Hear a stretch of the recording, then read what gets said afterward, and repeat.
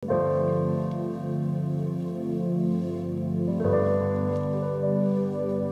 Bapak Ibu Saudara, puji Tuhan. Buat jemaat juga yang ada di rumah secara online, kita datang di rumah Tuhan ini. Kita menjadi pribadi yang terus mengasihi Tuhan dalam setiap kehidupan kita. Biarlah di hari Minggu ini kita datang menyembah dan meninggikan nama Tuhan. Terima kasih Tuhan. Terima kasih Yesus. Terima kasih Tuhan. Kami bersyukur buat setiap kebaikan Tuhan. Kami bersyukur buat setiap apa yang Tuhan kerjakan bagi kami. Terima kasih Yesus. Terima kasih. Terima kasih Tuhan. Terima kasih Tuhan. Kami bersyukur. Kami bersyukur.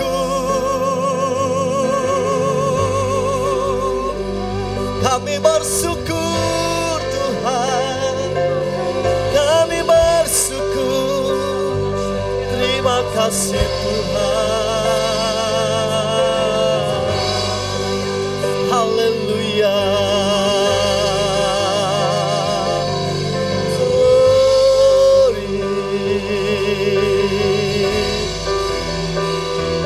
Terima kasih Tuhan. Kami memuji Tuhan. Terima kasih.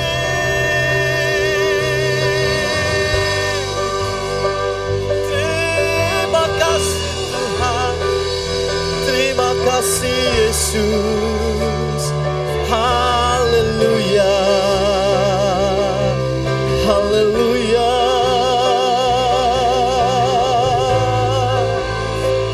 Menyembah Tuhan, kami meninggikan,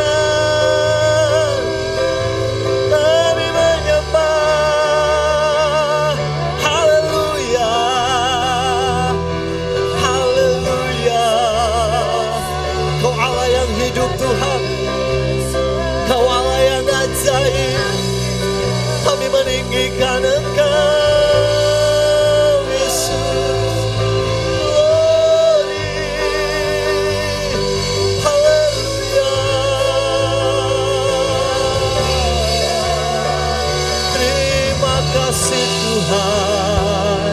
Terima kasih Yesus. Terima kasih Tuhan. Glory. Kami menyembah Yesus. Haleluya. Haleluya.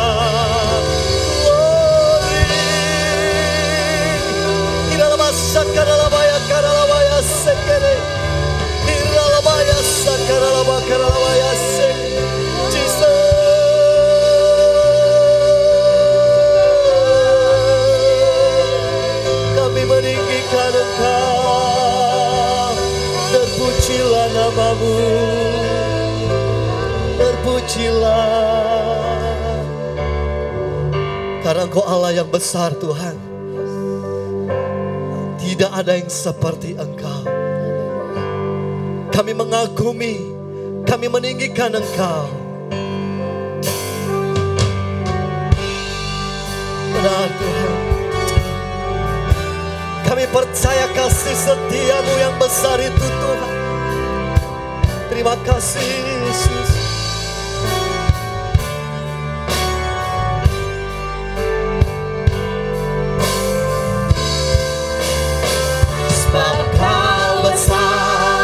Perbuatanmu ajaib, tiada seperti Engkau. Amin Tuhan. Tiada seperti Engkau, sebab Kau besar. Perbuatanmu ajaib, tiada seperti Engkau. Tiada seperti Engkau.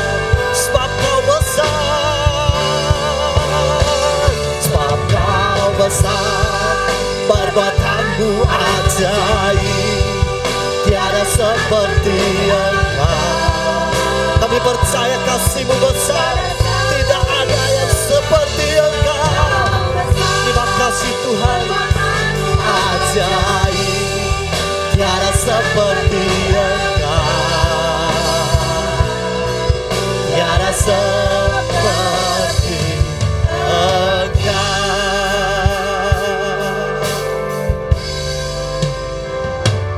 Kau beri kemuliaan dan hormat kami Tuhan. Kami mengangkat suara pujian, suara pujian, ku agungkan nama-Mu. Ku beri kemuliaan dan hormat kami.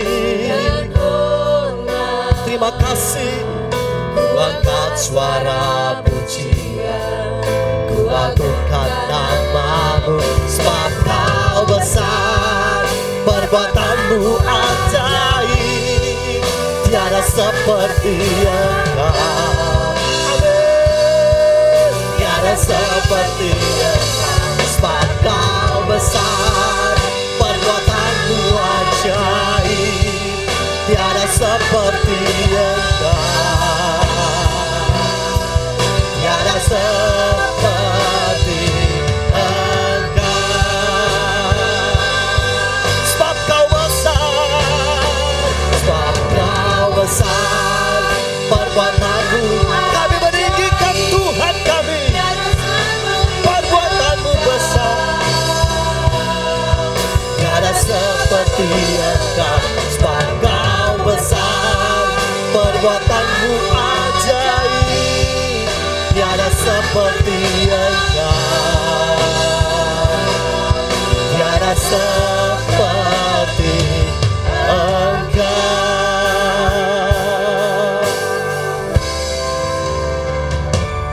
Ku beri kemuliaan dan hormat kami Tuhan. Kami mengangkat suara pujian kami, suara pujian, ku agungkan nama-Mu. Ku beri kemuliaan dan hormat kami. Terima kasih Tuhan. Ku angkat suara pujian, ku agungkan nama-Mu. Sebab Kau besar, perbuatan-Mu ajaib. Amin Tuhan, tiada seperti Engkau. Haleluya, tiada seperti Engkau. Sebab Kau besar, perbuatan-Mu ajaib, tiada seperti Engkau, tiada seperti Engkau. Sebab Kau besar, sebab Kau besar.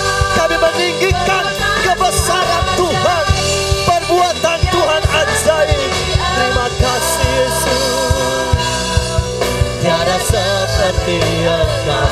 Sebab Kau besar, perbuatan-Mu ajaib, tiada seperti Engkau, tiada seperti Engkau. Oh, sebab Kau besar, perbuatan-Mu ajaib Tuhan, tiada seperti Engkau, tiada seperti Engkau. Sebab Kau besar, perbuatan-Mu ajaib, tiada seperti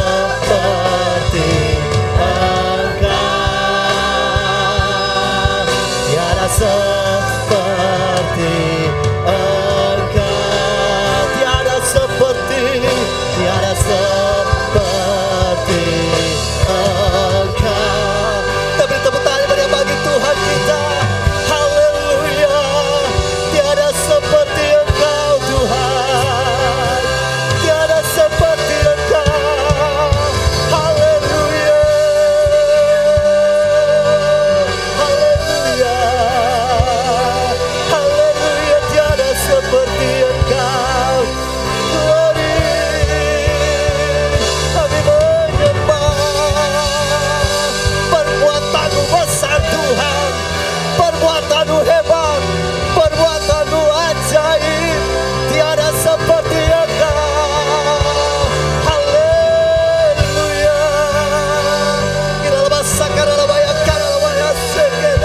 Jesus, kami meninggikan Engkau, kami meninggikan Engkau Tuhan, kami menyembah.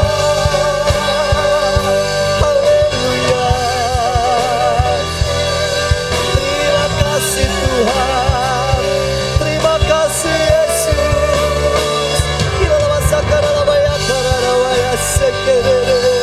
Haleluya, haleluya.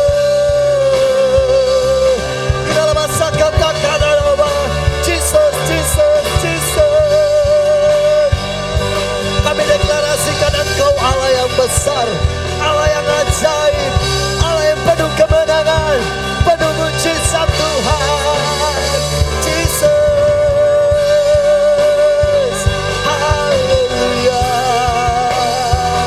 Kita lepas sakara laba yang kana laba ya sekerere. Jesus, haleluya. Kita lepas sakara laba yang kana laba ya sekere. Haleluya, haleluya. Terima kasih Tuhan. Besar Allahku, besar Allahku. Nyanyikan besar, nyanyikan besar. Amin, amin, amin.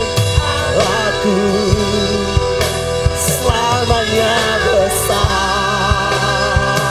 dan ajaib. Tuhanku besar Allahku. Oh, mari kita bangkit berdiri Bapak Saudara.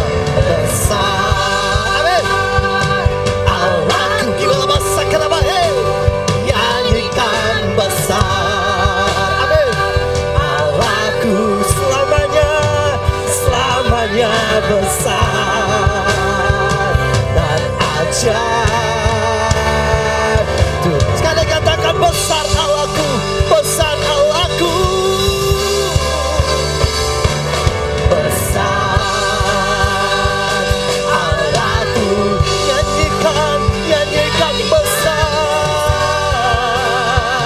Allahku, selamanya besar dan ajaib. Tuhanku layak disembah, Engkau layak ditinggikan Tuhan, layak disembah. Amin. Kau raja segala raja, segala raja. Hatiku bernyanyi, Kau besar, layak, layaklah Engkau disembah, layak kami menyembah Tuhan, kami meninggikan Engkau, Raja segala raja kami Tuhan. Terima kasih. Hatiku bernyanyi, Kau besar, besar Allahku. Oh, besar Allahku, nyanyikan besar Allahku, selamanya besar dan ajaib. Tuhanku besar Allahku, haleluya. Besar Allahku, nyanyikan besar Allahku, selamanya besar dan ajaib. Tuhanku besar Allahku, besar Allahku, besar. Bila masa karamaya sekere.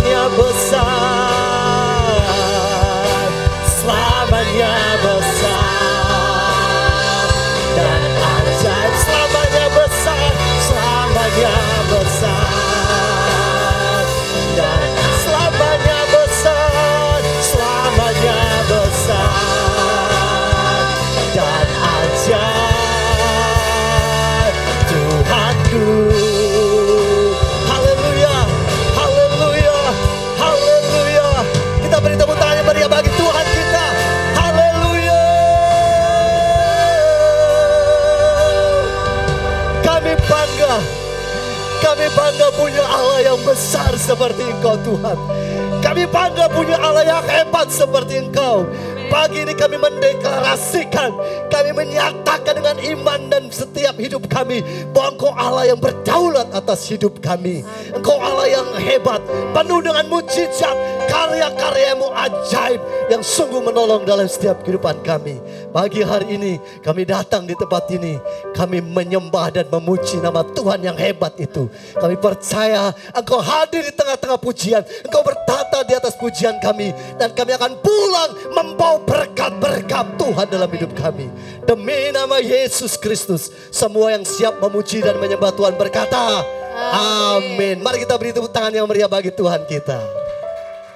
Bapak, Ibu, Saudara, Tuhan kita besar, amin. Amin. Mari kita puji Dia, sebab hanya Dia yang layak kita puji. Haleluya.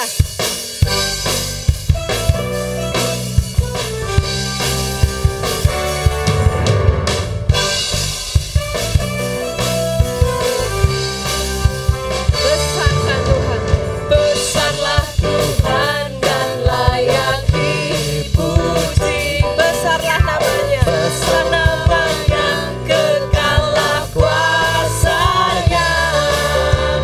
Aman berlindung dalam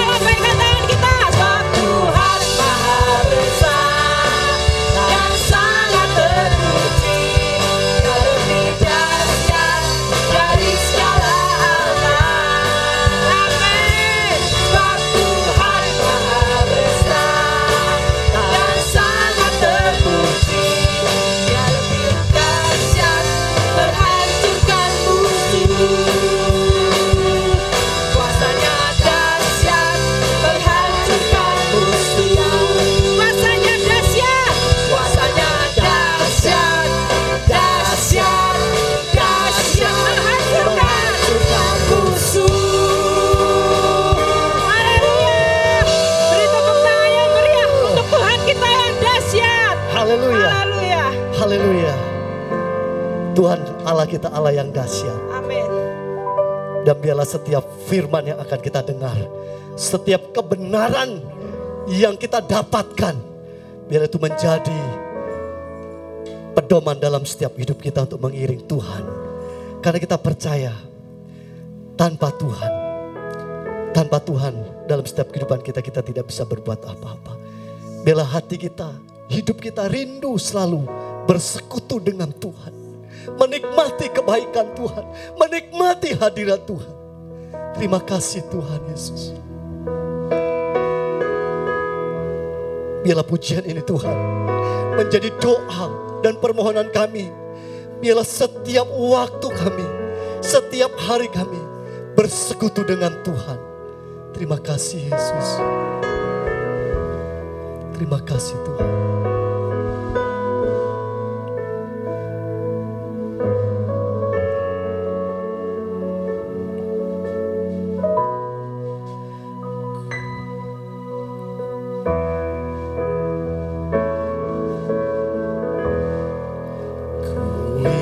Selalu bersekutu. Jadikan pujian ini sebagai tanda kita untuk terus bersekutu dengan Tuhan. Biarkan Roh-Mu tinggal dalam hidupku. Sungguh indah bersamamu. Ku ingin selalu bersekutu denganmu. Menikmati Tuhan, Menikmati hadirat-Mu. dan biarlah Roh-Mu yang hidup itu, Roh-Mu tinggal dalam hidupku. Sungguh indah bersamamu selamanya. Hanya dekat Allah kita ada rasa tenang dalam hidup kita. Terima kasih Tuhan. Terima kasih Yesus.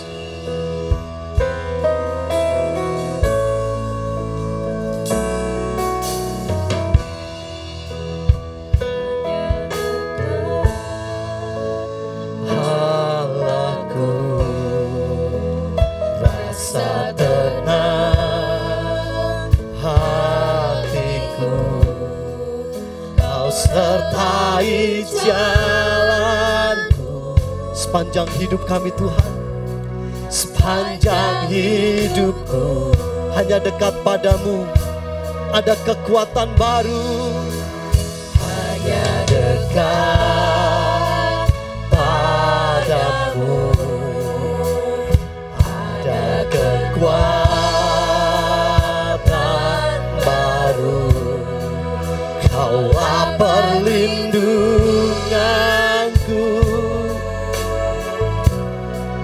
keselamatanku.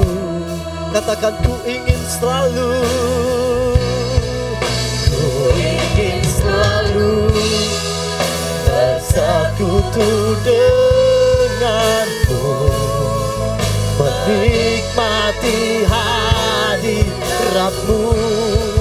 Biarkan Roh-Mu tinggal dalam hidupku. Sungguh indah bersamamu.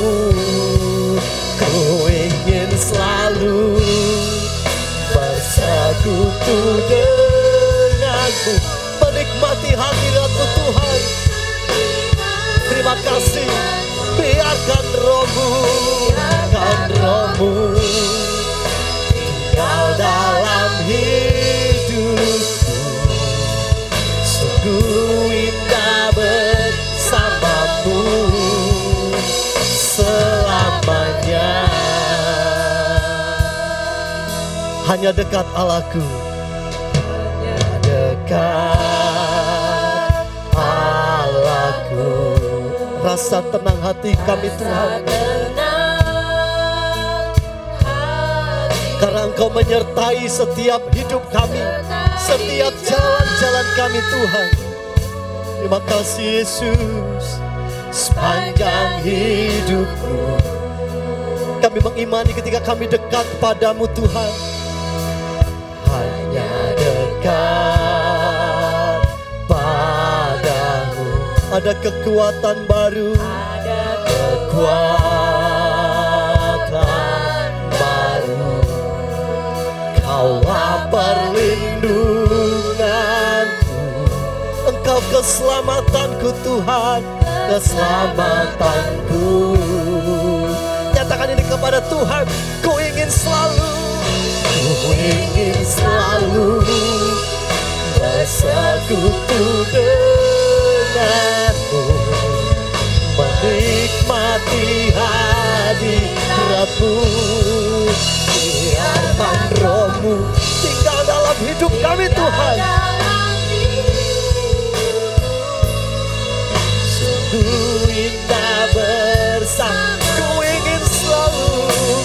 ingin selalu bersekutu denganmu, menikmati kebaikan Tuhan, hadirat Tuhan Yesus. Biarkan rohmu tinggal dalam hidupku. Sungguh indah bersamamu, sungguh indah bersama, sungguh indah bersamamu selamanya.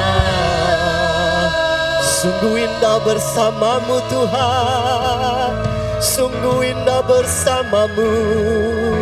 Hadiratmu, hadiratmu, hadiratmu Tuhan, hadiratmu, hadiratmu Tuhan. Di dalam sekarang hadiratmu, hadiratmu Tuhan. Di dalam sekarang labaya sekarang, Jesus, Jesus, Jesus. Kami menyembah hadiratmu Tuhan, hadiratmu bertata di atas pujian penyembahan kami. Kau selalu ku nanti. Haleluya, haleluya. Terima kasih Tuhan.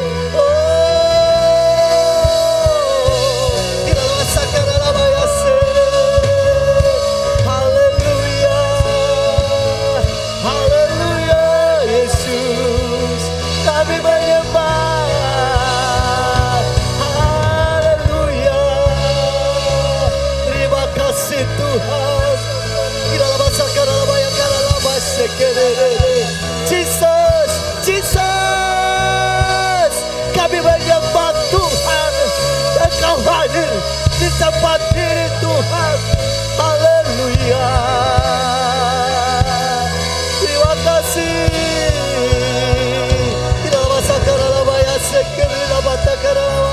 Haleluya. Haleluya. Haleluya. Terima kasih Tuhan. Terima kasih Yesus. Terima kasih. Haleluya. Biarlah hati kami penuh dengan kerinduan kepada Tuhan. Ku ingin selalu bersekutu denganmu. Kami ingin menikmati hadirat Tuhan. Biarkan rohmu itu Tuhan tinggal dalam hidup kami. Tinggal dalam hidupku. Sungguh indah bersamamu. Ku ingin selalu bersekutu denganmu Tuhan, menikmati hadiratmu. Biarkan rohmu yang suci, rohmu yang kudus, rohmu yang penuh dengan kemenangan itu Tuhan.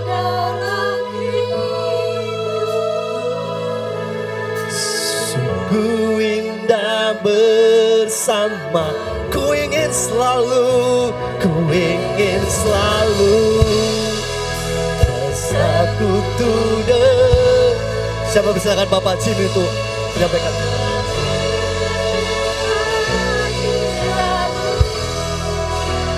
Biarkan Roh-Mu tinggal dalam hidupku. Sungguh indah ku ingin selalu bersekutu denganmu, menikmati hadiratmu. Biarkan Roh-Mu tinggal dalam hidupku. Sungguh indah bersamamu. Sungguh indah bersamamu. Sungguh indah bersamamu.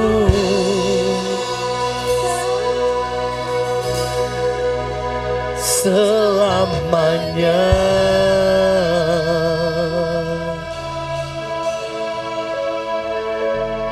Bapa, di dalam nama Tuhan Yesus Kristus, terima kasih ya Tuhan, Kau izinkan kami untuk memuji dan menyembah Engkau. Engkau masih izinkan kami datang ke rumah-Mu untuk mendapatkan perkenanan-Mu. Tuhan, biarlah pada pagi hari ini, berikanlah kami pewahyuan yang baru. Ajarilah kami sesuatu yang baru, supaya kami mampu untuk mengenal Engkau lebih dalam lagi dan lebih dekat lagi. Siapakah Engkau, Allah yang kami sembah. Terima kasih Bapa. Siapkanlah hati dan pikiran kami untuk menjadi tanah yang subur.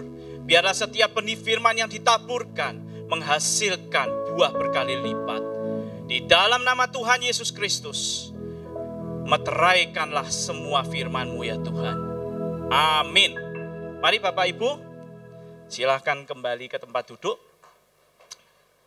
Terima kasih kepada Buna yang mengizinkan saya untuk menyampaikan firman Tuhan pada pagi hari ini. Silakan slide-nya. Firman Tuhan pada pagi hari ini itu diawali dengan judul want versus need. Jadi kita akan membandingkan apa itu keinginan dan kebutuhan, ya. Slide-nya udah?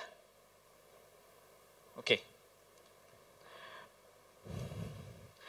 Nah, Bapak Ibu, kita tahu di kitab Kejadian bahwa Tuhan itu menciptakan bumi dan seluruh isinya itu 6 hari. Dan pada hari ke-7 Tuhan beristirahat dan memberkati semua hasil karyanya. Nah, kalau kita perhatikan hari pertama itu kita bisa lihat ya, ketika bumi masih diselimuti oleh air dan cahaya, Tuhan menciptakan itu. Hari kedua mulai dipisahkan antara terang dan gelap, juga dengan langit. Lalu hari ketiga mulailah ada tumbuh-tumbuhan, ya. Lalu hari keempat mulai diciptakan benda-benda penerangan di langit. Lalu hari kelima mulai diciptakannya burung dan seluruh isi laut, hewan laut. Lalu hari keenam diciptakan binatang dan terakhir adalah manusia. Pertanyaannya, kenapa Tuhan menciptakan manusia pada hari keenam, the last creation? Kenapa? Kenapa manusia nggak diciptakan aja hari pertama, hari kedua, hari ketiga, hari keempat, hari kelima? Kenapa harus di titik yang paling akhir? Kita bisa melihat seperti ini. Saya yakin di sini yang keluarga sudah menikah, punya anak, masih ingat ketika pertama kali istrimu hamil, ya, menantikan kelahiran buah hati. Lalu apa yang dilakukan calon kedua orang tua ini? Maka mereka mulai menyiapkan semua keperluan sang bayi. Jadi ketika bayi itu nanti lahir, semua sudah siap. Disiapkan ranjang bayi, disiapkan segala popok, susu, botol susu, sterilizer, semua disiapin. Pokoknya nanti tinggal menunggu saja sang bayi lahir. Betul? Itu yang dilakukan. Jangan sampai ada yang ketinggalan. Tujuannya apa? Supaya ketika bayi lahir itu semua sudah siap. Demikian juga dengan Tuhan. Tuhan menciptakan manusia pada hari ke-6 dan terakhir. Karena Tuhan menyiapkan semuanya dulu. Supaya ketika manusia yang terakhir diciptakan, semua sudah siap.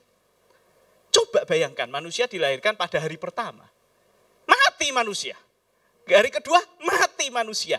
Ketiga juga nggak bisa survive. Terus sampai harus di hari ke-6 semua siap dan yang terakhir manusia diciptakan. Makanya manusia disebut sebagai the crown of creation. Jadi ciptaan yang paling utama.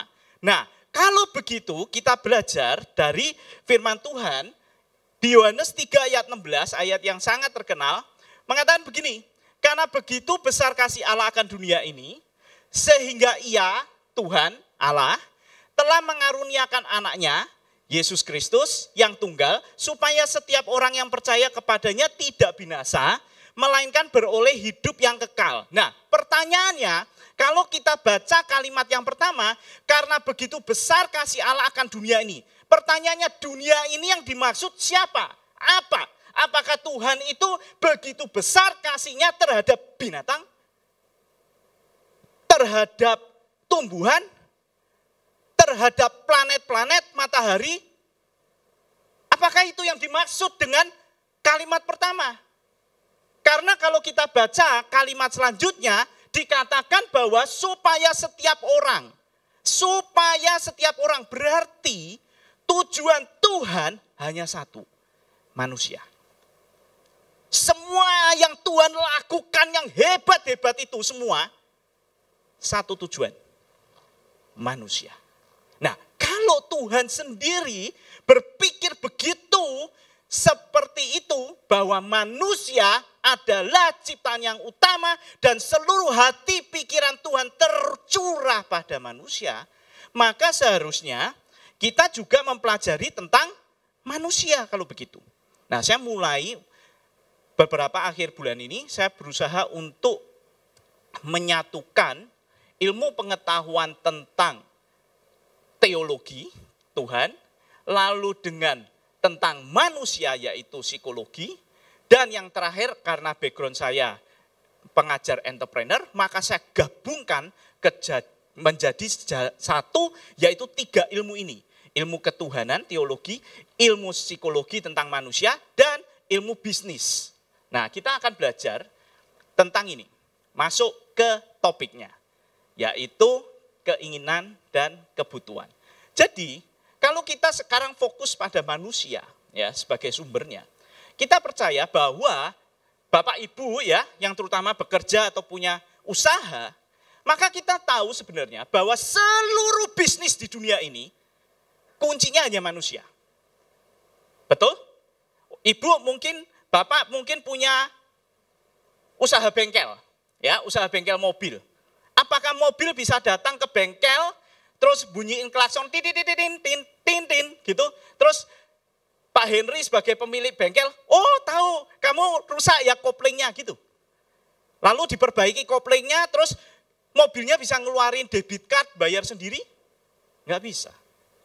Atau Bapak Ibu punya usaha pet shop umpama.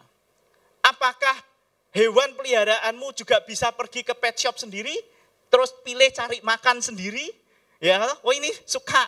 Terus mama kalau dogi ya berarti wuk wuk wuk wuk gitu. Terus yang penjualnya juga ngambil bayar sendiri anjingnya? Enggak bisa. Semua ditentukan oleh manusia. Jadi semua keputusan transaksi di dunia ini semuanya diputuskan oleh manusia. Maka tidak ada salahnya kalau kita langsung membedah apa itu manusia.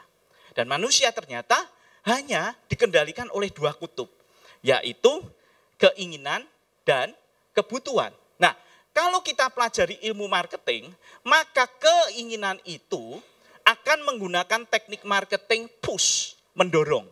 Ya. Sedangkan kebutuhan, teknik marketingnya adalah pull atau menarik. Nah, kalau di dalam sepak bola, kita bisa gambarkan ketika push marketing, mendorong, marketing yang bersifat mendorong, itu adalah seperti seorang striker yang menciptakan gol, yang ngejer-ngejer bola untuk dibuat gol atau transaksi deal dalam bisnis. Tapi sebaliknya, kalau di dalam need atau pull marketing, yaitu menarik, maka bersifat seperti seorang goalkeeper yang menjaga gawang, menunggu orang datang dan dia menangkap bola menjadi transaksi. Nah, konsep ini mungkin memang tidak akan saya bedah terlalu jauh karena butuh waktu cukup lama, tetapi saya ingin menunjukkan bahwa push marketing dan pull marketing itu digunakan untuk menjawab sesuai dengan produk atau bisnis yang Bapak Ibu miliki saat ini. Kalau bersifat push marketing atau keinginan, maka Bapak Ibu mungkin menjual produk tas. Ya. Yang jual tas itu banyak sekali, Bapak Ibu. Tas wanita itu banyak sekali. Nah, maka apa yang dilakukan adalah, ayo toh beli, ayo Pak beliin buat istrinya ulang tahun, promo di mana-mana, masang advertising, iklan di mana-mana, bagi voucher, pokoknya supaya orang beli. Itu kita mendorong terus, ayo beli, ayo beli, ayo beli. Tapi kalau pull marketing untuk menjawab kebutuhan, maka kita menunggu ada klien yang membutuhkan produk atau jasa kita, mereka akan mencari kita. Nah, tugas kita sebagai seorang bisnismen adalah bagaimana supaya para calon klien yang membutuhkan jasa produk kita itu tahu tentang kita dan bisa menemukan kita. Nah, ini dua sifat yang berbeda. Nanti melebar sangat dalam, tekniknya juga beda. Nah, kita akan gabungkan dengan firman Tuhan. Ya. Kalau kita bicara tentang keinginan, maka kita bisa baca di Yakobus 1 ayat 14. Tiap-tiap orang dicobai oleh keinginannya sendiri karena ia diseret dan dipikat oleh keinginannya sendiri. Berarti keinginan manusia itu mencobai kita sendiri. Ya. Lalu 1 Yohanes 2 ayat 16, sebab semua yang ada di dalam dunia ini ya, yaitu keinginan daging dan keinginan mata serta keangkuhan hidup. Ya, 3 cobaan ini sudah pernah dialami Tuhan Yesus di padang gurun.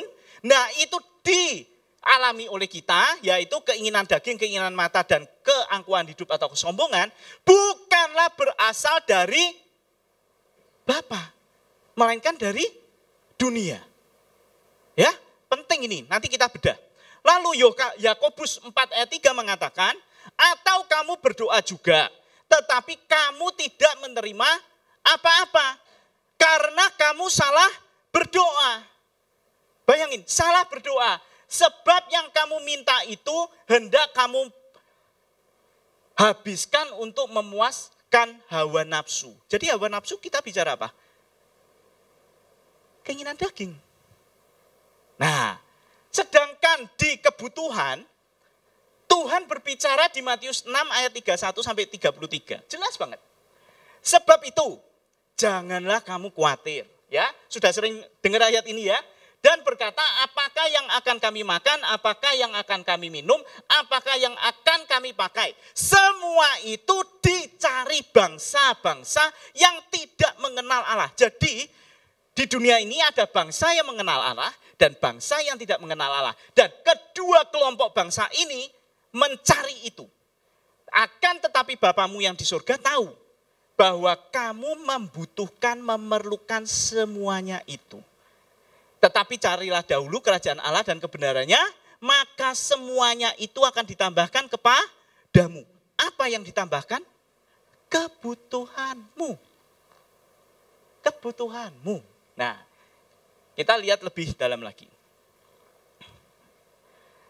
Kalau kita lihat dari 3 ayat ini, kita bisa pelajari bahwa yang pertama, keinginan itu tidak wajib terpenuhi. Jadi, aku ingin beli sepatu Louis Vuitton. Aku ingin beli tas Hush Puppies. Apakah itu harus terpenuhi Bapak Ibu? Kalau enggak dipenuhi mati gitu? Kan enggak. bisa terpenuhi. Waduh, puji Tuhan kau baik. Tapi kalau enggak, ya mungkin memang belum saatnya. Kan gitu. Betul kan? Nah, lalu dapat ditunda. Ya kan? Dapat ditunda kan enggak? Hari itu kalau enggak dapat mati kan enggak? Masuk rumah sakit kan enggak? Ya kan? Kan bisa ditunda. Tundanya kan terserah Tuhan, ya kan? Betul? Bisa sehari, bisa minggu, bisa bulan, bisa tahun, bahkan ya suruh nunggu terus. Ya kan? Nah kan begitu. Lalu tidak terjadi pada setiap orang Bapak Ibu. Ternyata keinginan satu orang dengan orang yang lain, bahkan suami istri pun keinginannya berbeda. Kenapa? Karena tiap orang keinginan mata, keinginan daging dan kesombongannya berbeda. Lalu kita lanjut ke yang keempat, bahwa itu dapat dikatakan low priority. Jadi prioritas yang rendah, yang sekunder, yang kedua, bukan yang utama. Keinginan itu bukan yang utama. Apakah engkau mau beli tas Haspapi, sepatu Louis Vuitton, itu nanti bisa ditunda, bukan prioritas utama. Nah, kalau kita baca yang di Yakobus 1 ayat 14 yang atas, mengatakan bahwa keinginan itu bersifat cobaan, pencobaan. Nah, pertanyaannya siapa yang nyobain? Ternyata yang nyobain adalah diri kita sendiri. Kenapa? Karena 3 keinginan itu. Bapak Ibu pengen makan durian, pengen makan babi gitu ya. Wis pokoknya enak, lidahku tuh sudah tidak tahan. Ya toh pengen makan yang manis-manis, kayak kemarin panas banget saya pengen es pokoknya. Mampirlah ke tempat minum es gitu kan. Karena apa? Karena tiap orang dicobai oleh keinginannya sendiri. Jadi yang mencobai adalah diri kita sendiri. Jangan nyalahkan pasanganmu, ya kan? Karena engkaulah sendiri yang bersalah terhadap keinginanmu. Lalu bukan dari Bapa. Ya toh 1 Yohanes 2 ayat 16 mengatakan apa? Itu bukan dari Bapa loh. Sudah jelas kan ayat Yakobus, itu dari engkau sendiri. Bukan dari Bapa. Nah kalau begitu Tuhan berhak enggak tidak mengabulkan? Ya berhak lah. Wong itu bukan kewajiban Tuhan. Kalau Tuhan kabulkan, waduh Tuhan terima kasih. Tapi kalau enggak pun ya engkau juga tetap harus terima kasih. Karena siapa tahu kalau Tuhan kabulkan keinginanmu itu justru malapetaka yang terjadi. Kan enggak ada yang tahu. Contoh, saya ingin menikah lagi Tuhan punya istri 10 gitu kan kayak Salomo. Terus Tuhan kabulkan, apa enggak malapetaka itu? Hah? Ya toh, hancur lemok, bubar semuanya, ya kan? Kan begitu. Jadi keinginan itu bukan dari Tuhan. Dan terserah Tuhan mau ngabulkan atau tidak. Ya, jadi mulai hari ini ketika engkau doa, Tuhan aku ingin, langsung berhenti. Jangan makso. Tuhan harus lu ya Tuhan. Nah, enggak bisa. Ya. Bagaimana dengan keinginan? Nah, kalau keinginan itu berbeda Bapak Ibu, ya. Sesuai dengan firman Tuhan mengatakan bahwa itu memang wajib dipenuhi. Ngerti? Harus wajib. Semua bangsa mencari itu, membutuhkan. Apa yang dibutuhkan? Yaitu sandang, pangan.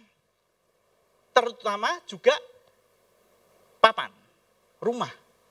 Jadi Tuhan tuh tahu, bukannya enggak tahu. Makanya dikatakan urgent atau tidak dapat ditunda. Terutama urusan makanan dan minuman. Enggak bisa kita tunda. Kalau kita enggak makan, enggak minum, ya maaf, mati gitu aja. Ya kan, kekurangan nutrisi lama-lama seperti di Afrika itu kan, mati. Gak bisa produksi apapun, gak bisa mikir kalau lapar. Coba kalau lapar bisa mikir, gak ada. Bahkan yang timbul apa? Emosi, ya kan? Terjadi pada semua orang gak? Terjadi. Kalau kebutuhan, Tuhan bilang apa? Semua bangsa yang mengenal Tuhan maupun yang tidak mengenal Tuhan, semua membutuhkan itu. Jadi semua butuh. Lalu berarti high priority, prioritas yang utama. Coba Bapak Ibu pikir, uang ada 1 juta di tangan, ya. Sekarang tiba-tiba maaf, anakmu sakit panas 40 derajat. Engkau tahu sekali masuk UGD minimal itu 900.000. Minimal lah, 700 itu minim banget. Ya. Sekarang dihadapkan pada beli handphone baru. Pilih mana? Anak kan? Bawa ke UGD dulu kan? Berarti kebutuhan itu di atas keinginan. Itu pasti. Nah, kalau begitu, firman Tuhan mengatakan apa? Bapamu di surga tahu. Jadi Bapak Ibu tuh gak perlu sampai nangis-nangis. Bahkan Tuhan kau udah peduli sama aku gak bisa makan. Aduh, firman ini jelas. Tuhan tahu dan peduli. Sangat peduli. Tetapi yang penting, itu kan di ayat 33. Carilah dahulu kerajaan Allah dan kebenarannya. Saya pernah ngupas ya, kebenarannya. Itu kebenaran apa? Kebenaran kerajaan Allah atau kebenaran Tuhannya. Betul kan? Ternyata di bahasa Inggris mengatakan his righteousness, bukan its righteousness. Berarti kebenaran Tuhan, bukan kebenaran kerajaan Tuhan. Nah, kalau kebenaran Tuhan, apa yang dimaksud? Dijelaskan di situ bahwa akan tetapi Bapamu. Jadi selama Bapak Ibu itu memposisikan sebagai anak dan dia Bapa, maka dia akan berlaku seperti Bapa dan akan memenuhi semuanya. Maka kuncinya ayat 33, carilah dahulu kerajaan Allah dan kebenarannya adalah posisikan dirimu sebagai anak. Kalau engkau posisikan dirimu sebagai hamba, ya Tuhan akan berlaku sebagai Tuhan. Maka apa yang diberikan kepadamu sesuai dengan hasil kerjamu, upahmu. Tetapi kalau engkau sebagai anak, maka Tuhan akan berlaku sebagai Bapa, maka anak tidak pernah mendapatkan sesuatu dari orang tua karena upah. Bahkan nakalnya kayak apapun itu, tidak nurut. Pah, minta uang dong, tetap kasih. Masuk kamar nggak perlu ngetuk tuh, tetap aja masuk. Nggak ada itu, anak kurang ajar, keluar, ketuk pintu dulu. Nggak ada. Nggak ada itu. Maka di situ syaratnya adalah kita harus punya inisiatif untuk mengenal Tuhan sebagai Bapa. Seberapa sering kita berdoa. Bahkan Tuhan Yesus sendiri ngajarin loh, ketika engkau berdoa, berdoalah apa? Kepada Bapa di surga di dalam namaku. Tuhan Yesus yang ngomong. Berarti Bapa di surga di dalam nama Tuhan Yesus. Nah, yang ngajarin Tuhan Yesus sendiri loh. Ya kan? Jadi kita harus memposisikan diri sebagai anak. Clear. Gak bisa diragukan lagi. Ya. Jadi kesimpulan bagian yang pertama, ya baru bagian pertama. Yaitu bahwa kalau dipisahkan antara manusia itu keinginan dan kebutuhan, maka Tuhan tidak berkepentingan untuk semua keinginanmu. Tetapi untuk semua kebutuhanmu, makan, minum, pangan, tempat tinggal, Tuhan berkepentingan. Tuhan turut ikut campur. Tuhan turut intervensi. Tapi selama apa? Selama engkau memposisikan dirimu sebagai anak. Dan Tuhan sebagai Bapa di surga. Nah, ini bagian pertama kita selesai. Sudah jelas semuanya. Kita masuk bagian yang kedua atau yang terakhir. Nah, Bapak Ibu, di dalam dunia marketing, ya, saya nggak tahu murid saya masih ingat ini atau enggak ya. Mantan murid ya. Tapi saya pernah mengajar ini. Jadi kalau kita lihat secara bisnis, itu kita sangat memilih untuk bekerja atau memproduksi jasa atau produk yang memenuhi kebutuhan manusia. Karena kebutuhan manusia adalah high priority. Betul? Prioritas yang lebih utama. Jadi kita lihat bahwa di dunia ini tidak ada satupun manusia yang tidak terbatas. Semua manusia secara keuangan terbatas. Karena manusia secara keuangan terbatas, maka dia akan menentukan prioritas. Betul? Betul kan? Karena ada keterbatasan maka adanya prioritas. Nah, prioritas itu akan diutamakan untuk yang kebutuhan dibanding yang keinginan. Keinginan contohnya mau ada yang habis ini mau ke Solo cuma makan nasi tengkleng umpama gitu kan. Ya toh? Nah, itu kan keinginan, betul kan? Ya kan? Nah, jadi kalau kita lihat bisnis yang akan diprioritaskan dibeli oleh orang adalah kebutuhan. Pertanyaannya, tapi kan banyak Pak yang usaha untuk memenuhi keinginan manusia. Ya kan? Pet shop itu keinginan apa kebutuhan? Ada hewan peliharaan atau enggak? Itu keinginan apa kebutuhan? Lebih penting anakmu yang makan apa anjingmu yang makan? Kucingmu makan? Nah, dari situ kan kita bisa tahu bahwa pet, ya, hewan peliharaan adalah keinginan. Terus tas, produksi sepatu. Ya kan, tas, sepatu itu baju mulai dari murah sampai mahal banget ada. Tapi kan tetap untuk memenuhi keinginan. Nah, pertanyaannya, bagaimana merubah dari keinginan menjadi kebutuhan? Nah, dari dunia marketing, bisnis, itu ada tekniknya, ternyata ada 2. Ya, yang pertama adalah dengan membatasi waktu penawaran. Contohnya ini.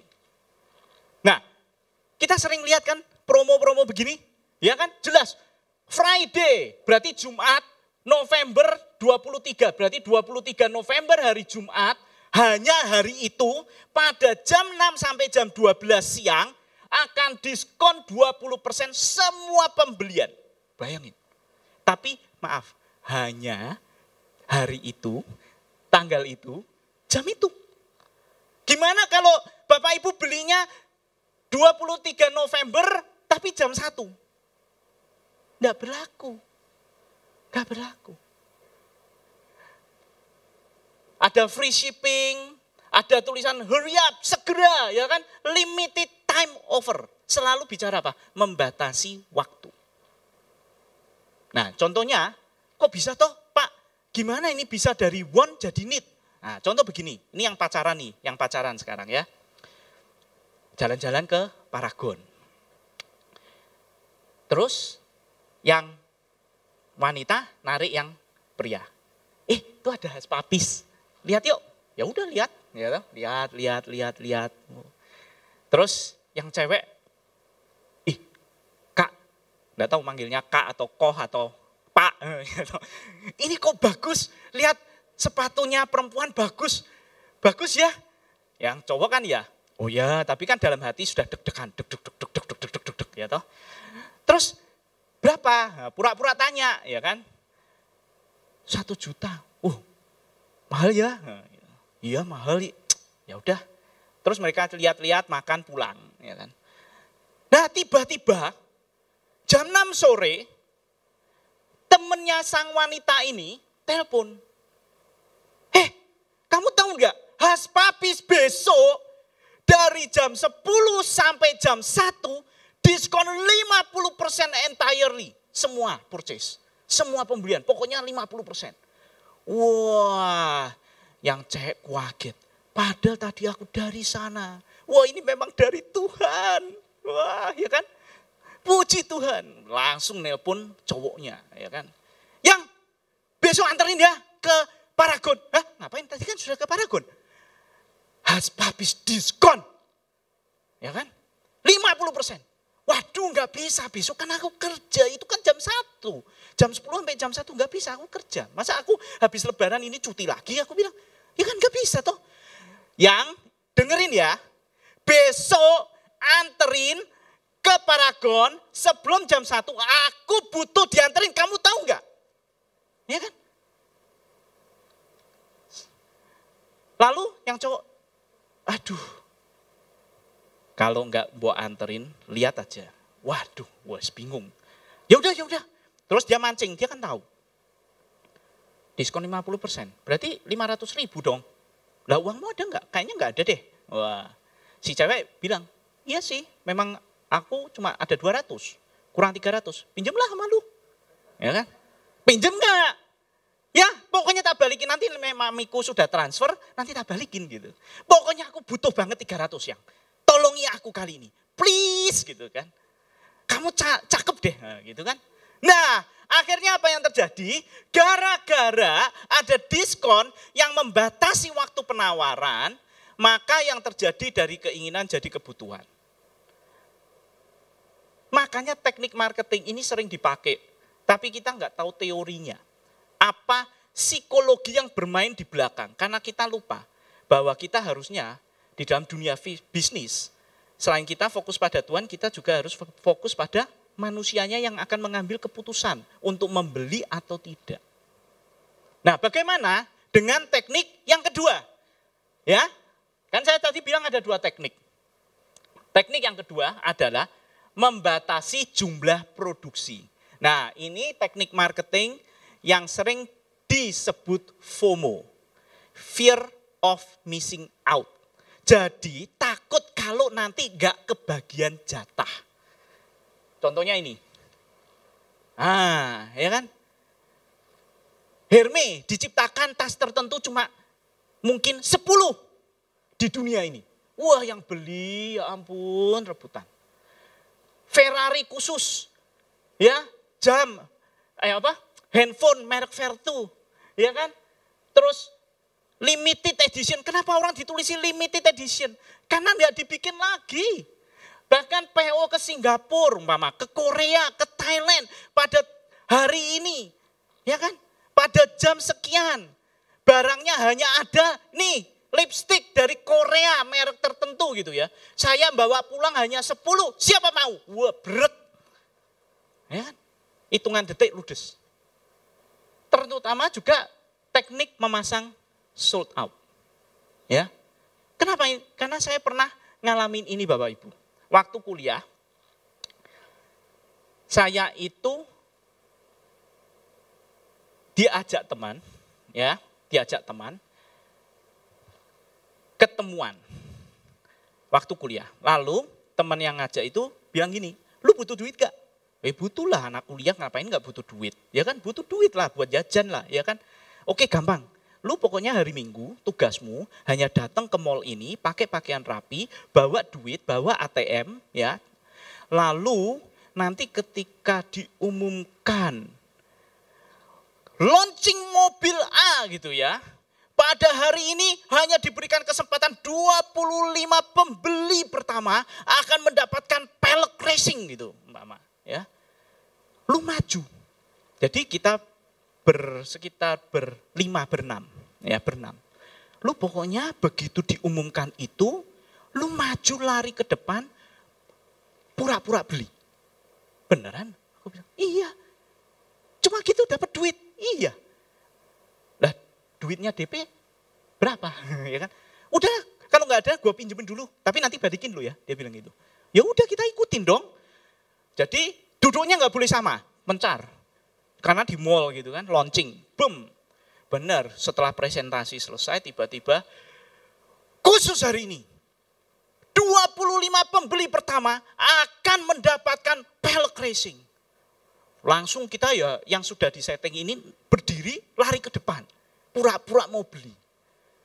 Tapi yang kita kaget adalah ketika kita berenam sudah di depan dan melakukan transaksi, ngisi KTP dan segala macam, kita noleh ke belakang. Wow, yang lari ngikutin kita lebih dari 25 orang. Dan teknik marketing biasa toh, wah karena peminat lebih dari 25 kita tambahkan jadi 35. Lah, namanya marketingnya segitu. Ya kan? Itu kenapa? Karena FOMO, fear of missing out. Nah sebenarnya saya ada satu lagi yang dilakukan oleh para properti pengembang. Tapi saya nggak akan buka di sini ya. Karena itu terlalu rahasianya mereka. Tapi akan menggunakan cara ini juga sama. Tapi di kelas saya ajarin. Jadi kalau mau tahu, masuk ke kelas saya ya. Nah, jadi dengan teknik ini, orang itu akan berebutan untuk membeli sesuatu yang sebenarnya hanya bersifat keinginan. Tetapi karena dibatasi jumlah. Saya kemarin ngobrol dengan Pak Henry. Dia cerita ada satu gerai es krim di Semarang. Dia perhatikan kok ngantri sampai lama dan kasirnya cuma satu. Lalu dia pura-pura tanya. Bukan pura-pura ya, mungkin tanya beneran ya. Kenapa sih kasirnya nggak ditambah aja biar ngantrinya nggak panjang banget? Lu jangan, ternyata dijawab begini, lu biarin. Biar orang dari luar, karena itu kaca, biar orang lihat itu ngantrinya panjang. Jadi apa? Jadi pengen ikut beli. Ngerti? Jadi itu disengaja. Disengaja dibikin antriannya panjang. Dengan itu orang apa? FOMO. Apalagi ketika kita sampai giliran, loh habis. Iya kak, maaf besok lagi. Saya lihat ada satu orang jualan kue pukis terenak di dunia. Ya, saya paling suka ya. Nanti kalau mau tahu tanya saya di mana. Ya, itu cuma buka jam 4 sore sampai bahkan sebelum jam 6 udah habis. Saya tanya, Pak, kenapa enggak ditambahi toh Pak? Jangan, dia bilang. Kalau saya tambahi sampai jam 9 masih bisa dilayani, orang enggak akan berebutan datang. Kalau gini kan enak, saya jam 6 sudah pulang, dia bilang. Tapi kalau tak tambahi adonan saya sampai jam 9, sampai jam 10 masih ada, orang nanti datangnya seenaknya sendiri, molor-molor. Lah saya kan pengen pulang. Ya saya mending tak batasi. Akhirnya apa yang terjadi? Orang datang ke sana, kenapa? FOMO, takut kehabisan. Takut gak dapet. Dan terjadi tiap hari, every day. Dia buka dari jam 4 sampai jam 6 sore. Jam 7 itu kalau ke sana sudah gambling. Ya, habis atau tidak, ya kebanyakan habis. Nah ini yang terjadi. Nah lalu kalau kita bawa ilmu ini, ilmu psikologi ini, kita bawa ke firman Tuhan. Bisa enggak? Pertanyaannya. Enggak bisa Bapak Ibu. Teknik ini tidak berlaku untuk Tuhan ternyata. Manusia bisa dibohongin, ditipu, ya, alam pikirannya, tapi Tuhan enggak bisa.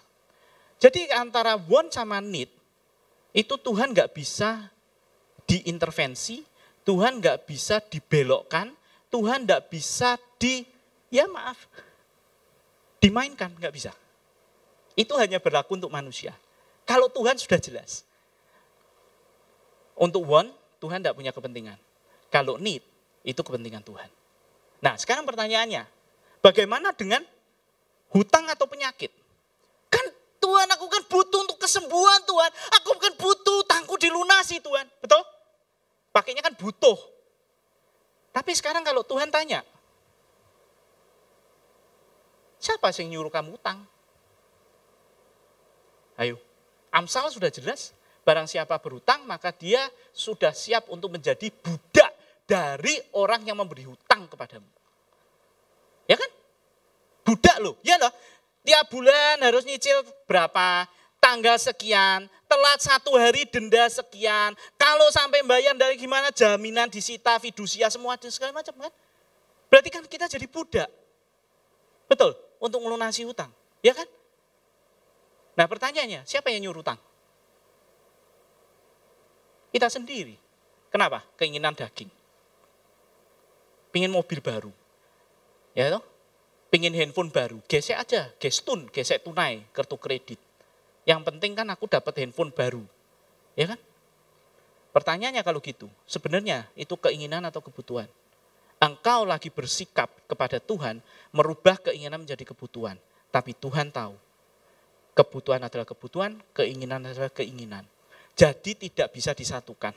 Maka hutang adalah keinginanmu pada awalnya yang disebabkan oleh keinginan mata, keinginan daging, dan kesombongan. Bagaimana dengan sakit penyakit? Nah ini ada 2. Di Alkitab juga jelas menyampaikan ada 2. Satu adalah kesalahanmu sendiri juga. Wong sudah ngerti diabetes. Lah kok makan karbo, makan minum boba. Ya kan, itu kan salahmu sendiri. Sudah tahu potensi. Kok nekat. Sudah ngerti rokok dilarang, membahayakan. Lah kok mbok isep. Sing salah siapa? Terus habis itu jerit-jerit Tuhan butuh kesembuhan. Nah. Tapi ada satu contoh di mana ketika Tuhan Yesus menyembuhkan orang buta mengatakan apa? Murid-muridnya berkata apa? Dosa siapakah Tuhan? Dosakah orang ini atau orang tuanya sehingga dia mengalami sakit itu? Lalu Tuhan Yesus bilang apa? Bukan keduanya. Tetapi itu supaya hari ini kemuliaan Tuhan dinyatakan.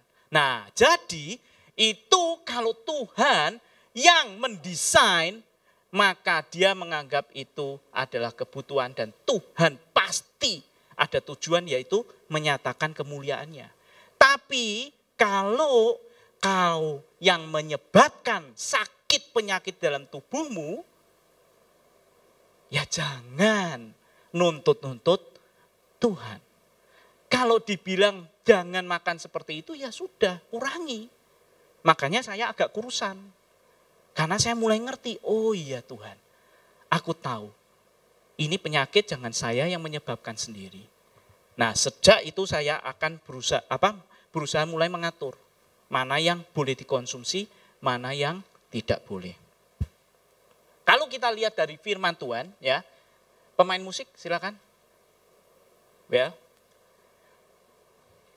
Kalau keinginan, ya, maka firman Tuhan berkatakan gini, Filipi 4 ayat 6. Janganlah hendak kamu khawatir tentang apapun juga, tetapi nyatakanlah dalam segala hal keinginanmu kepada Tuhan dalam doa dan permohonan dengan ucapan syukur. Jadi sebenarnya Bapak Ibu, Tuhan itu kan mengatakan begini, Tuhan Yesus ya mengatakan begini. Engkau tidak pernah dapat karena engkau tidak pernah meminta. Engkau meminta tapi engkau tidak dapat karena engkau meminta salah. Karena engkau meminta untuk memuaskan kedaginganmu. Ya kan? Jadi sebenarnya Tuhan izinkan kita meminta enggak? Izinkan. Tuhan izinkan kok. Mintalah, enggak apa-apa. Keinginanmu itu enggak apa-apa. Tapi nyatakanlah dalam doa dan apa? Ucapan syukur. Tuhan, aku ingin bebas dari utang. Aku tahu aku salah Tuhan. Aku tahu aku salah. Aku tidak tanya engkau ketika aku mengambil keputusan. Dan aku tahu sekarang aku sadar seperti Daud. Ya. Aku tahu aku berdosa, aku salah. Tolong aku Tuhan. Berkati kedua tanganku supaya setiap pekerjaan yang aku lakukan dibuat berhasil. Dan menghasilkan keuntungan dan keuntungan itu untuk membayar hutang. Terima kasih Tuhan. Terima kasih Engkau mengajari aku. Terima kasih Tuhan. Bahwa aku telah menerima kebaikan. Doa seperti itu Bapak Ibu. Jangan justru engkau kepahitan sama Tuhan. Tuhan kau kenapa engkau tidak melunasi hutangku? Kenapa engkau enggak care? Kenapa engkau enggak peduli? Bahkan sakit penyakit pun. Ya Tuhan aku salah.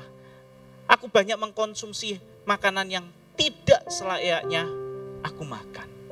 Tapi kasihanilah aku ya Tuhan. Ya kan? Kita merendah. Ketika meminta itu tuh kita harus merendah. Ada orang minta duit. Itu preman. Itu preman. Kayak barusan anak saya ya. Minta uang. Pak, minta uang. Ya saya bilang, mana sopan santunmu? Kamu minta ke siapa? Tapi anak yang pertama pinter. Pak, dia tuh nilaiku bagus toh. Ya. Pak, aku tuh butuh banyak buku untuk tak baca. Jadi, ya aku butuh duit untuk beli buku. Nah, ngerti? Tolong toh Pak, ayo toh Pak. Nah, ngerti? Makasih ya Pak. Loh, padahal belum tak jawab loh. Belum saya jawab. Tapi makasih loh Pak, Papa baik. Nah. Kalau ayah di dunia aja digituin, ya udah sana beli. Ya kayak Tuhan lah. Ya kan? Gak apa-apa, minta boleh. Tapi diiringi dengan doa, dalam doa dan ucapan syukur. Tuhan kau gak ngasih pun gak apa-apa Tuhan. Engkau tetap baik bagiku. Engkau tetap yang terbaik. Aku memang, ya bukan siapa-siapa Tuhan. Merendah. Seperti Daud. Ya. Bagaimana dengan kebutuhanmu? Firman Tuhan mengatakan di dalam Mazmur 103, ya, ayat 17-18 mengatakan begini. Tetapi kasih setia Tuhan dari selama-lamanya sampai selama-lamanya. Jadi sejak engkau lahir sampai engkau mati. ya, atas orang-orang yang takut akan Dia. Jadi Bapak Ibu takut gak sama Tuhan, ya kan? Dan keadilan Tuhan itu bagi anak cucu. Jadi bukan hanya ke kita tapi turun anak cucu, 3 turunan. Bagi orang-orang yang berpegang pada perjanjian Tuhan dan ingat untuk melakukan titahnya, perintah Tuhan. Artinya yang kita butuhkan adalah mengerti perjanjian kita dengan Tuhan. Kita tahu apa janji Tuhan bagi kita.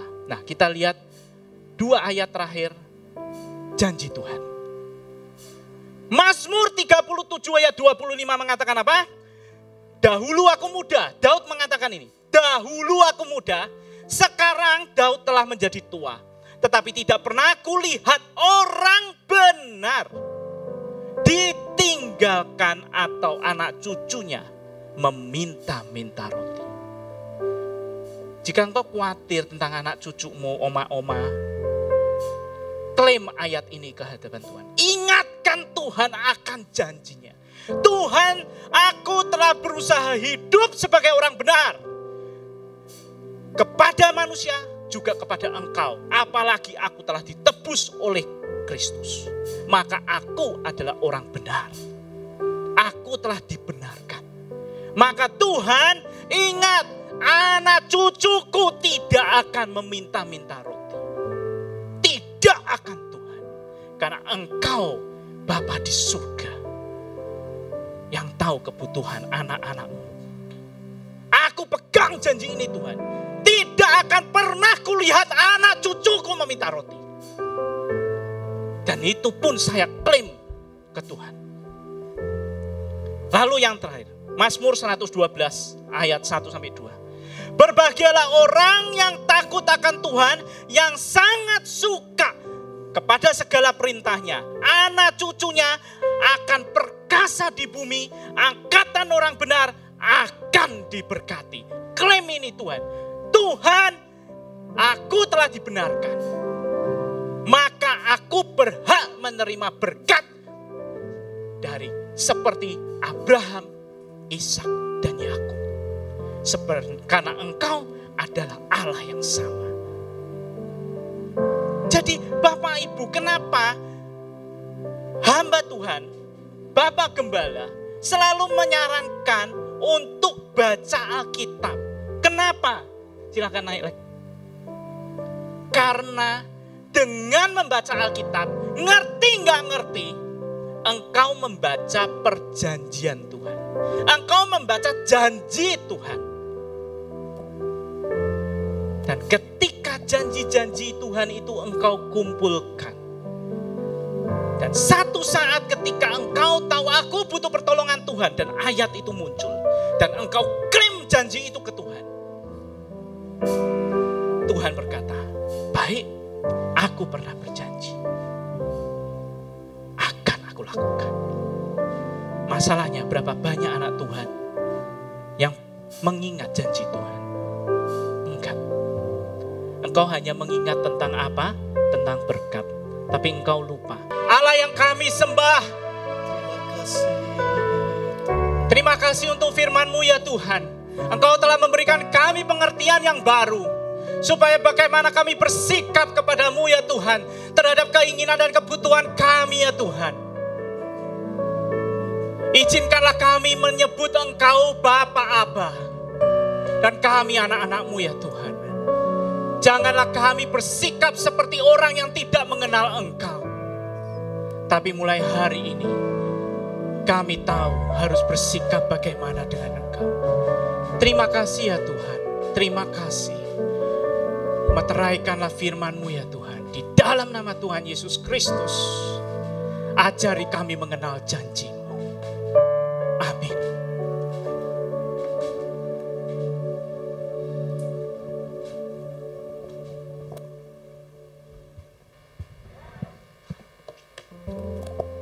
Shalom, jemaat Yesus yang kasih Tuhan. Puji Tuhan, pagi ini kita sudah diberkati dengan firman Tuhan dan pengajaran.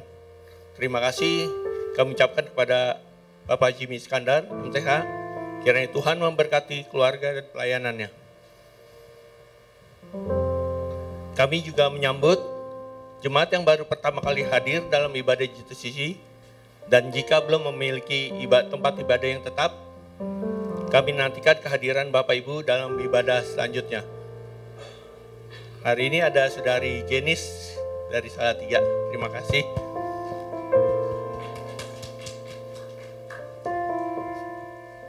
Silakan berdiri, Jenis.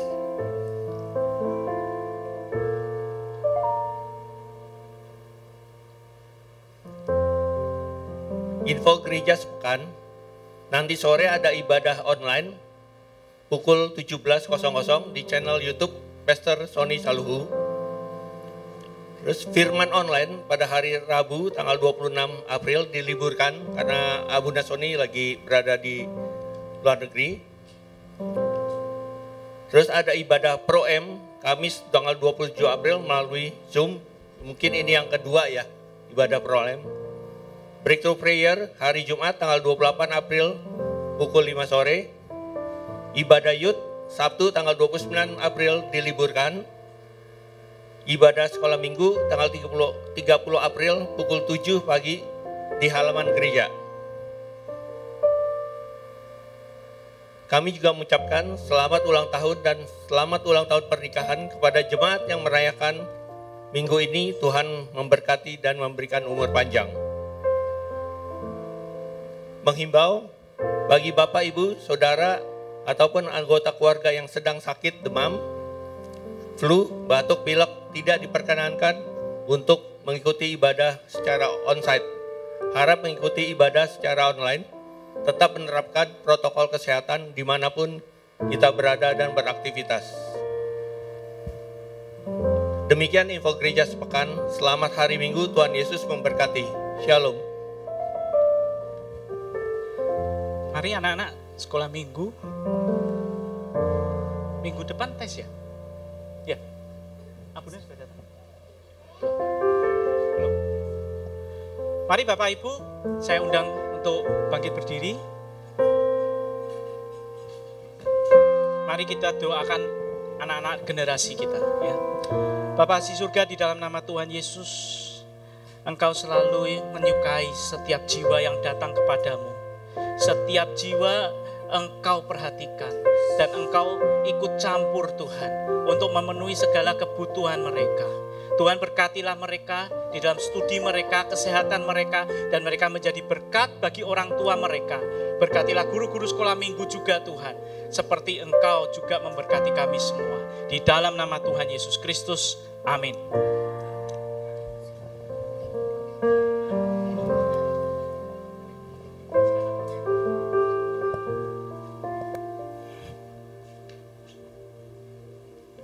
Silakan.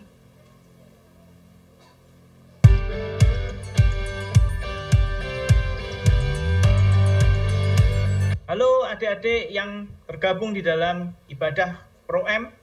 Kita akan bertemu lagi pada tanggal 27 April 2023. Kita akan membahas sesuatu yang baru dengan judul How to be an Increasing Asset. Nah, kita akan berbicara dari 3 sudut, yaitu sudut bisnis, entrepreneur, lalu kedua dari sudut psikologi, dan yang terakhir adalah tentu saja dari sudut firman Tuhan. Untuk itu kami mengundang para adik-adik semua yang tergabung dalam Pro M untuk mengikuti ibadah Pro M melalui link yang disediakan oleh panitia. Tuhan memberkati, jangan ketinggalan. Ya Bapak Ibu, untuk para Pro M yang sudah tergabung dengan Dewasa Muda, silakan untuk mengikuti Zoom. Saya akan membicarakan materi yang lain, bukan materi yang sama ya. Tapi khusus untuk kebutuhan bagi anak-anak dewasa muda yang mungkin sudah bekerja, kuliah, dan mencari pasangan hidup ya. Oke, mari Bapak Ibu, kita bangkit berdiri, kita berdoa menutup ibadah ini. Bapa di surga, di dalam nama Tuhan Yesus Kristus, kami mengucap syukur untuk segala kebaikan-Mu. untuk segala perkenananmu. Tuhan, Engkau yang mendengar seluruh doa anak-anak-Mu, baik keinginan maupun kebutuhan mereka. Barang siapa membutuhkan suatu terobosan, biarlah Tuhan bekerja dan menyediakan itu. Barang siapa membutuhkan kesembuhan, biarlah tangan Tuhan yang kuat menjamah. Barang siapa yang membutuhkan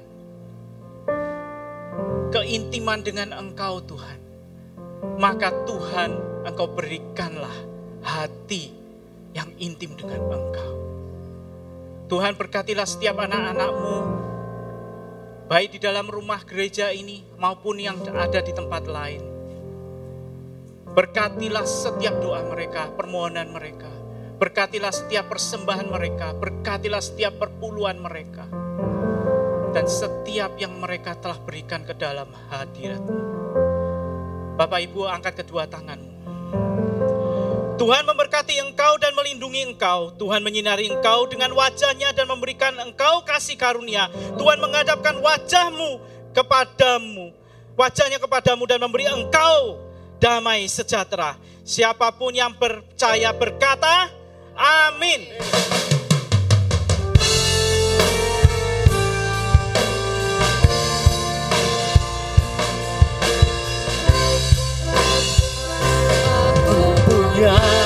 Tuhan yang besar, yang telah berjanji dan sanggup menggenapi imanku, bersepakat percaya kuasa-Nya. Ku terima sekarang kemenangan dari-Mu. Yang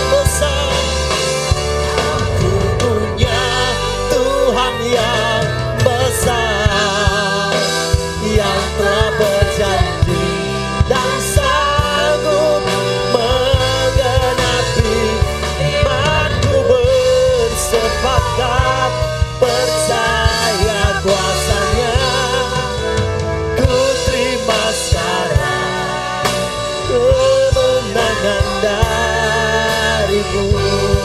Ku terima sekarang, terima sekarang kemenangan dari-Mu. Ku terima sekarang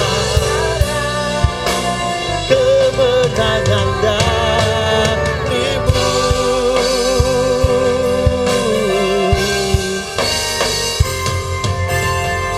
Haleluya. Silakan duduk Bapak Ibu Saudara. Ambil saat teduh.